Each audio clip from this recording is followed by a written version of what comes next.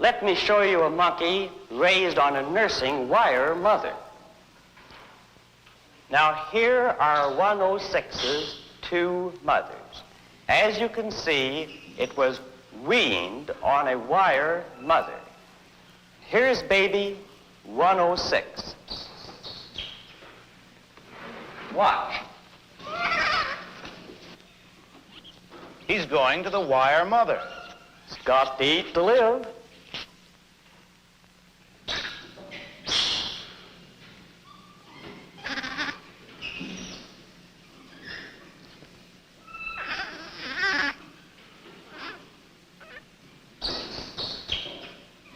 Oh, he's going back. He's back on the cloth mother, and he'll stay on the cloth mother. Actually, this baby spends from 17 to 18 hours a day on the cloth mother and less than 1 hour a day on the wire mother. We had predicted that the variable of contact comfort would be a variable of measurable importance, but we were unprepared to find that it completely overwhelmed and overshadowed all other variables, including those of nursing. Frankly, Doctor, if it comes to a choice between wire and cloth, it's reasonable to expect that any child will go to the cloth. It's a matter of creature comfort, like a baby with its blanket. But is this really love? Well, what do you mean by saying that a baby loves its mother? Certainly one thing we mean is that it gets a great feeling of security in the presence of the mother. Now, Mr. Collingwood, wouldn't you say that if you frightened a baby, that it went running to its mother, was comforted, and then all the fear disappeared and was replaced by a complete sense of security that that baby loved its mother? Now, in this experiment, this is the apparatus we use.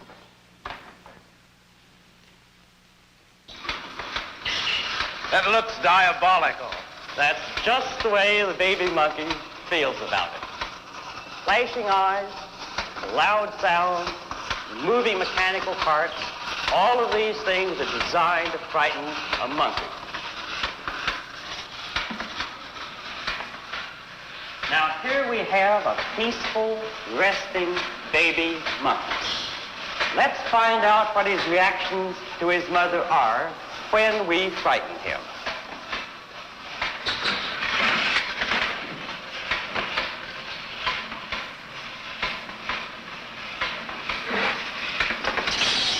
He's scared, all right. And he does what any child will do in a similar situation. He runs away. It's more than running away. He was running to his mother, to touch her, to drive away his fear. Contact with the mother changes his entire personality. Look, now he's actually threatening the diabolical object. All right. This gives us part of the picture of the strength of infantile love. This is a 6-foot square room with a few toys and other objects. But to the monkey, it's much more menacing. We know that when our own children are taken to a strange place without their mothers, they are often overwhelmed with fear. This room is just such a new and strange environment for the baby monkeys. No mother is in there. Now, let's put a monkey into the room.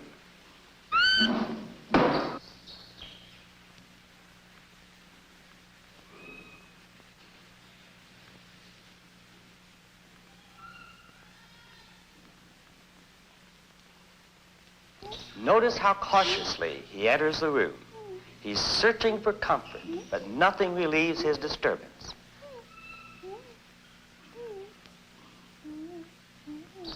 Now we'll take the baby monkey out and put in a wire mother.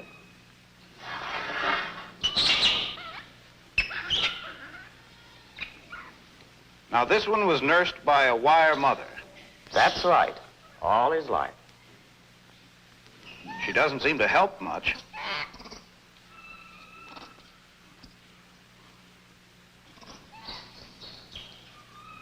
Now, We'll try the same test with a cloth mother in the room.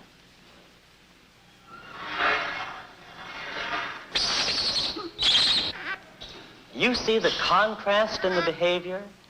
Despite the fact that the wire mother nursed him, she could offer this infant nothing in the way of affection or security. But here the monkey, by rubbing against the cloth mother, as if he were seeking as much contact comfort as he could get, builds up his reservoir of affection and security. First, his body relaxes as the fear disappears.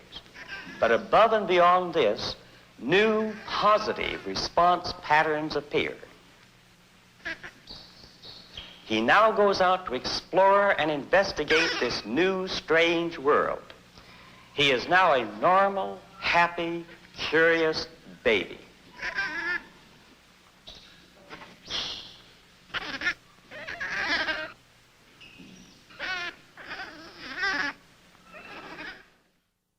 Was generally the mother, the social norm that the mother stayed at home, but it can be any caregiver, and a child needs significant caregiver in its life, or caregivers, to give it that nurture, that comfort. I mean, this is a wire thing with a cloth on it. It does nothing, it doesn't rock, it doesn't move, but what it offers the baby is a secure base. And what we see without that secure base is that the monkey is unable to feel safe enough to explore the world around him. So if we look back to this, and we look at people that have got personality disorders, they're really like that monkey that just goes in that room with the wire mother in there, just scared, really, because they don't feel safe, of exploring anything. So we come along and we say, so what are your gifts? What do you want to do? Where are you going? And it's too scared to actually even begin to explore any of those. It needs to have this need met, this security and safety needs met first. Then it will be able to grow on and develop all the other, meet all the other psychological needs that it has. So I think it's a very powerful video, very powerful description of it. And so much work has been done since then on the whole necessity of attachment. But, you know, like I say, when you see people that have had no attachment, that is exactly the behaviour you see. Now, we're going to watch another video. It's called the still face experiment. And it's a mother who is securely attached to her child. So this child is used to a lot of love and nurture. But you see the response of this securely attached child when the behaviour of the mother changes. And you'll see the results of that. So let's watch this one. Babies this young are extremely responsive to the emotions and the reactivity and the social interaction that they get from the world around them. This is something that we started studying 30, 40 years ago, when people didn't think that infants could engage in social interaction. In the still face experiment, what the mother did was she sits down and she's playing with her baby, who's about a year of age. I'm like a girl. Oh. And she gives a greeting to the baby gives a greeting back to her. Yeah. This baby starts pointing at different places in the world, and the mother's trying to engage her and play with her. They're working to coordinate their emotions and their intentions, what they want to do in the world. And that's really what the baby is used to. And then we ask the mother to not respond to the baby. The baby very quickly picks up on this, and then she uses all of her abilities to try and get the mother back. She smiles at the mother. She points because she's used to the mother looking where she points. The baby puts both hands up in front of her and says, "What's happening here?" She makes that screechy sound at the mother, like, come on, why aren't we doing this? Even in this 2 minutes, when they don't get the normal reaction, They react with negative emotions. They turn away. They feel the stress of it. They actually may lose control of their posture because of the stress that they're experiencing. Okay. I'm here. And what are you doing? Oh, yes. Oh, what a big girl. It's a little like the good, the bad, and the ugly. The good is that normal stuff that goes on, that we all do with our kids. The bad is when something bad happens, but the infant can overcome it. After all, when you stop the still face, the mother and the baby start to play again. The ugly is when you don't give the child any chance to get back to the good. There's no reparation, and they're stuck in that really ugly situation. Again, you can see, can't you, very clearly what it's like when they've had none of these needs met, this need for security and safety. And if you look at that baby, what does it do? It tries to get the attention back from the mother by doing all sorts of things. So try and smile, be a bit charming, doesn't work. Try and shout, that doesn't work. Scream, that doesn't work. Reach out, that doesn't work. And a lot of the people that we have that particularly have personality disorders that are really damaged in other ways, that's what their behaviour's doing. Maybe that they'll self-harm, maybe they'll get aggressive, and they're all ways, if you could imagine it like that baby, of trying to reach out to get someone's attention. You know, look at me, feed me what I need, I'm hurting. And often we'll say that, oh, they're just attention seeking, as if it's a really awful thing they're doing. Actually, what they're doing is attachment seeking. They're seeking somebody's attachment. And they're like that little monkey that's gone into that room without its mother. And they're they're too scared to explore, really. They're rooted to the spot. They've got nothing secure to hold on to. Now, the brilliant thing we can offer here, I believe, is that secure base. Is that secure base from which they can go out and explore.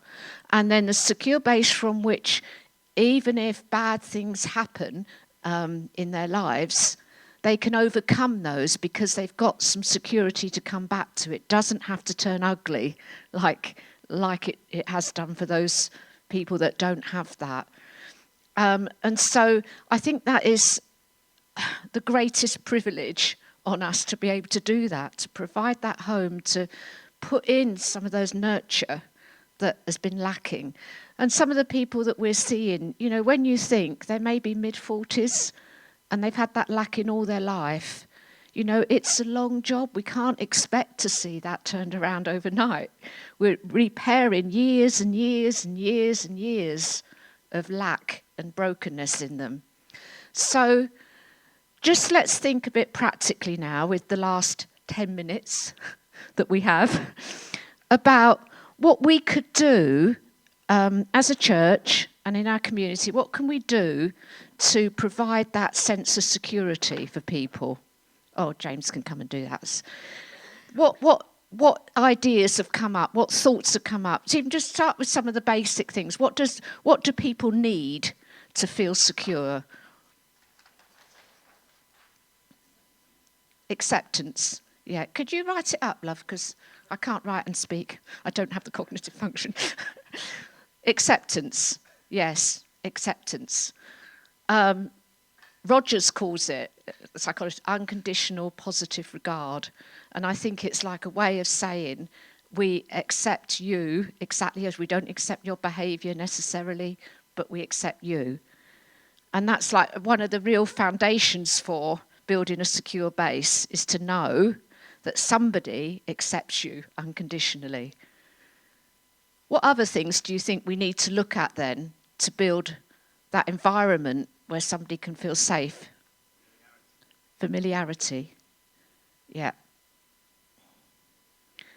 It's amazing when you've got children, isn't it? And they come home from school and 9 times out of 10 they're fine, and you don't need to say, how are you? Fine. And then on that one moment, they won't be, and they'll tell you everything. But they need the 9 times out of 10.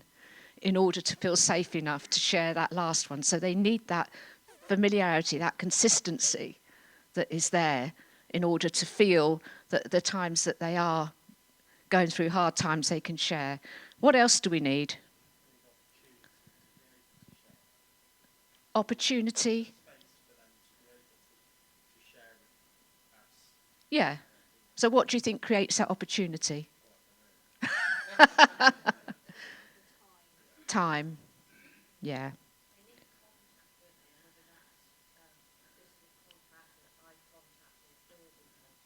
Yeah.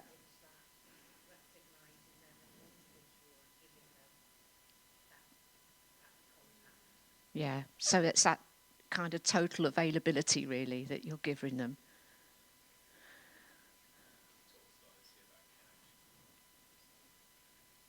Yeah. What does that mean, though, for somebody that has never experienced that? Yeah.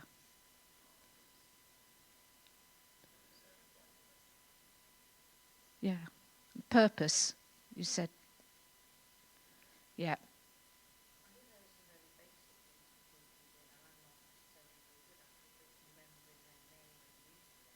Yeah. Yeah. They feel valued and feel like they count. Support. Yeah. Anything else? Yeah. So you haven't got an agenda to fix them necessarily, just to be there, though you want to see them fixed, but recognise they can't be. Yeah.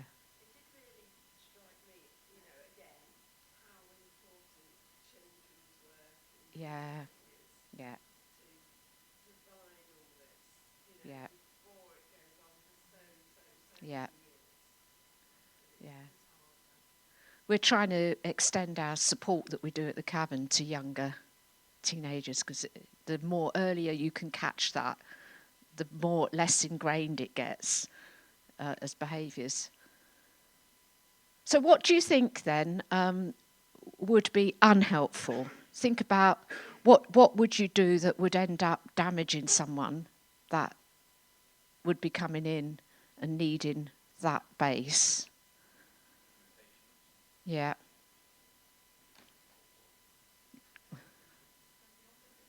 The opposites of it. Well, one of the things I think, when I look at I think all of that is brilliant and absolutely right. We look at this on a course we run, don't we, Jill, about the power of unconditional acceptance and what it takes. But actually, for people that have no secure base, one of the biggest things is the consistency, that sense that they can begin to believe that this is real and it's not going anywhere, and being able to trust the promises that we make. So we could offer them a lot of things about saying, oh, I don't know, come along to this group or that group or whatever, and then it not carry on, or something not, and the damage that can do. We know of a lot of courses that come and go. So people are presented with, if you come on this 6-week course, you can train and you can be this at the end of it. And they go, and all their dreams and expectations are on that. And then nothing happens, and that disappears from their life. I think whatever we offer, however small it is, we need to offer it knowing that we can actually sustain it and deliver it, what we're doing. Because if we don't do that, I think potentially we can do more damage than good. So even if it's just a small thing, we need to deliver it, be good on our promises. Sorry, I think we've just about run out of time.